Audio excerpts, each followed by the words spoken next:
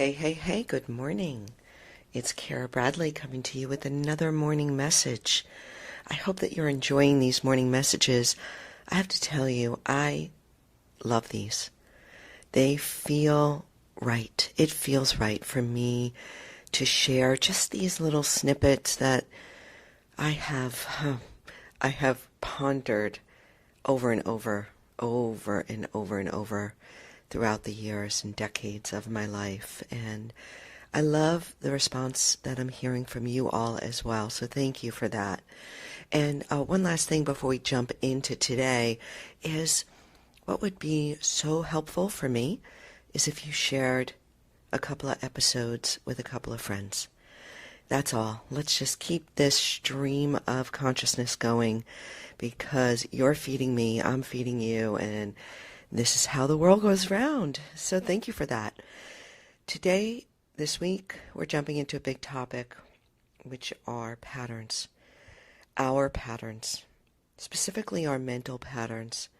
And I'm just going to tease it out a little bit today, and we will dissect it over the course of the week. But really, our meditation practice or mindfulness practice is a way of becoming familiar with our patterns. That's really what this game is all about. It's noticing where we are and what we're doing. Most of the time, as we know, our busy mind is speeding so fast, jumping like a monkey from tree to tree, without landing and pausing and noticing. And so we practice mindfulness meditation to get to know what our busy mind is so busy doing, to get to know what our habitual mental patterns are. And once we know what they are, once we can shine the light of our attention on those patterns, we then hold the reins to be able to start to change them. This is huge. Right out there in the mindfulness world, so many people that just skim the surface think it's all about being present. Yes, of course it is.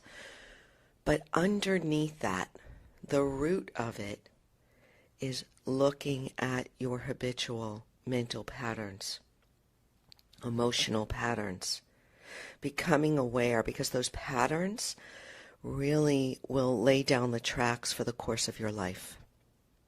As we get older, if we don't look at the patterns and know what is good and what's not so good, what's fixed and what's growth, what's helpful and what's not helpful in the world, if we don't look at them, the grooves of those patterns grow deeper. They become habits, they become part of our personality, and they can be destructive, personally and interpersonally. What are my mental patterns? We're going to look at that this week. We're going to just start to take a peek. And I've got to warn you, it's not comfortable. It's like, oh God, you start to see the way that you control other people, situations, manipulate people, situations. You start to notice how you hold back, play small, how you don't speak the truth, how you try to convince other people for your own benefit. Mental patterns, we have helpful ones and we have not helpful ones. And it's important to know them all. It really is. But it is uncomfortable to admit your unhelpful patterns. And this is where getting quiet, being still, noticing thought, noticing emotion, noticing your state of being will help you to get clear on how you want to live. Becoming aware of patterns is the first step to change. So one of the big patterns that I believe we all have actually. The meditators of the past, the sages, have identified 52 mental patterns as just habitual mental patterns that we all have. So we're going to play with a couple of them this week. So for today, I just offer you this question is, what are my patterns? Just start to open your mind to them. What are my mental patterns? And we'll play with them this week.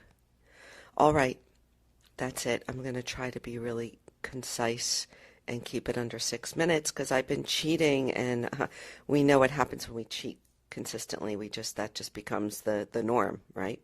So that's it for today. Check out the show notes. Join me in all of those links that I offer you there. And I look forward to tomorrow. Take care. Have a brilliant day.